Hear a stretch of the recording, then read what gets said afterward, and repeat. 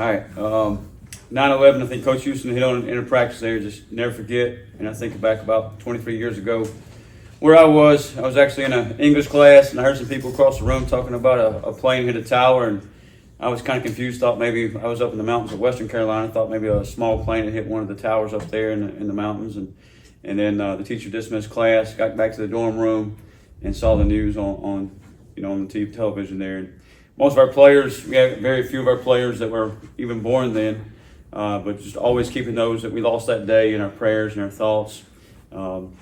Horrific event that kind of brought our country together, and just thankful for the people that continue to fight for this country and make this what I consider the greatest country in the world. So I think we always got to take time out to realize that we always think about football or think about our job or think about our own personal lives, but we got to take time out to be thankful for what we have in this country and what we have each and every day, and how blessed we are. So just kind of want to start with that.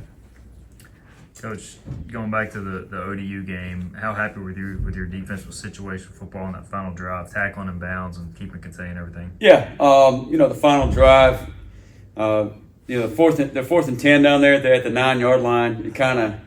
You want to go get them right there and end the game right there, but at the same time, if you make a mistake and they go 90 yards, it probably ends the game for you too. So you just kind of want to keep the ball in front of you. The smart play there is, drop 8 and keep the ball in front of you, keep the clock moving, because they got 90 yards to go. They got to get a touchdown, and the clock's running against them. So I thought we did a really good job. Kids didn't panic. We even made some substitutions in there, got a new package in there, package that we hadn't got in there all game, our NASCAR package. And just the guys did a really good job of getting after the quarterback, and knowing the situation, understanding, what we repped in practice 1,000 times. I mean, we've been through 2-minute drill. And the good thing, those kids that were on the field, they're not the first time going through that situation. They've been through it 100 times in practice. They're older kids, they're older players, they don't panic, and they were ready to go win the game for us. How dangerous is a team like App State coming here after getting crushed down in Death Valley when they come in? Because they're better than they played at Clemson. Yeah, the App State team you see on film from last week is not going to be the same one that shows up here at 4 o'clock on Saturday, I promise you that. Their coaching staff, I have the utmost respect for those guys and the job they've done up there. They've certainly got out for our tail the last 2 times we played them, and I expect them to be ready to go on Saturday. So, they'll be prepared. I know that, and as coaches said, and our players, Eli said it yesterday, we got to focus on us and make sure we're prepared and we're ready to go play our best ball. And if we do that, Saturday will be a lot of fun. It'll be a heck of a game. Obviously, different personnel this area in college, or day of college football, but a lot of the same scheme as what you saw last year. Do you watch last year's film against them, or what's last year's? What's 2021? I mean, Coach Ponce, he was the OC in 2021 there. We played him, and he left to go to Miami for a year and was back last year. So we'll go back and watch our game, how he attacked us there in both years. We go back and watch every game he had last year, and along with the 2 games he's had this year. Obviously, the 2 games he's studying this year are more for personnel and kind of focusing on, okay, here's his tailbacks that he really likes. Here's the receivers he likes. I think the quarterback, just the difference between him and this year and last year is I think he's made a huge improvement. I thought he was really good last year. I think he's as good as we might play this year. He's more mobile, agile than me, running the football more, has an option part of his game, can throw the ball out there on the bubbles, take off on the run game. So they do some impressive things, put you in a lot of binds, and we got to be at our best. How hard is it for the guys to stay disciplined with the stretch, the play action off of it, just all the things they throw at you? Yeah, they're gonna run the outside zone stretch play, and they're gonna take shots down the field. And it doesn't matter. Last Saturday they put up 400-something yards against Clemson and 20 points. They're averaging 460 total offense right now. They averaged 475 last year, so they certainly put up the yards. They're averaging about 160 on the ground, so really good rushing attack. We got to do a really good job of just setting the edge, filling our gaps, keeping the cup, and getting those ball carriers on the ground back there. Anderson Castle is a really good running back. He's a high school quarterback. I think he started out there on defense. They moved him over to the other side of the ball. Hard-nosed runner. Kanye Roberts from East North Carolina here is a get downhill and can take it to the house on you. The tight end's a really good player, all conference. Then the receivers, Caden Robinson, 15, 13 out there, certainly got speed that they can get behind you. So we got to do a good job, stopping the run game, trying to put them in situations that we know they're going to throw it. I think if they're able to keep the chains moving, stay on schedule, then they got you on their heels. And it's no different to me than an option team. If it's 2nd and 6, they're feeling good. But if it's 2nd and 10, you put the stress on them a little bit. So we got to win the first down and put them behind the sticks. Coach, you talk about the challenge this week. When you look back, great year defensively last year, and then great 2 showings this year. When they see so much success, how do you kind of keep the guys locked in each and every week to stay motivated and kind of keep that chip on their shoulder, even though they're older by college standards? Yeah, so many times we talk about, like, hey, we always don't want to look out the rear view, we don't look out the windshield, and sometimes we refer to, like, bad things. Like, hey, we don't want to look back at 23, we want to focus on 24. It's the same here. Like, we got to focus on the next game. We got to focus on App State. We can't take one play from ODU or Norfolk State into this Saturday.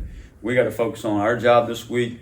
And we have an older group and the older, players on our side of the ball. It's player-led. Those guys know that. You ain't got to talk to them about that. They're focused on App State. They're not worried about ODU, what happened last Saturday, what didn't happen, what play they did or didn't make. They're focused on this Saturday and playing in front of Pirate Nation in Dowdy. So that's the big thing for those guys. Talk a lot about depth going into the year, especially on the D-line through 2 games. If you look at participation.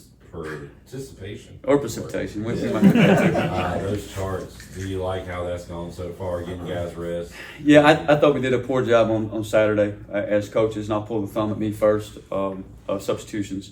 They didn't sub a lot offensively, and they went fast, and we didn't do a good job rolling guys early. So I think we had about 5 or 6 guys that were over 70 plays, and we like to keep those guys around 50. To me, if we keep getting those guys 75 plays every week, we're going to look up in 3 weeks and we're going to lose somebody. So we like to keep them around the 50 plays so we can keep them fresh all season long. The difference between defense and offense is this. Defensively, I'm pursuing and running the football every single snap. Ball's on the other side of the field. I'm freaking hauling tail to get there and see if I can get on the play. If it happens to break out, I'm going to get it on the ground. Offensively, I may take what they call a smoke break on this side of the field, and I'm not even moving. So I'm basically taking a play off. I might as well be out of the game. So we got to have that depth and keep building it. Last week was a little tougher week just because they didn't sub, so we couldn't sub within a series. They got the ball a few times at midfield, so we wanted to make sure we had our best players in at that point, our starters, so to speak. Not that we don't consider our some of our twos our best players, but we got to do a better job of that moving forward and get back to that. We're getting guys a little, our 2s and 3s a little bit more reps because they can help us. They earn that right in practice every single day. We trust them. And we always talk in this room defensively. It's going to take everybody to get the job done, and that's certainly how we feel. And we got to trust each other to do that. And so as coaches, we got to do a better job rotating those guys, especially early in the game. So when it comes 4th quarter, Siobhan Rebels, Zakai Barker, Mike Edwards, they're ready to ride. They're ready to go finish that game off and win the game in the 4th quarter.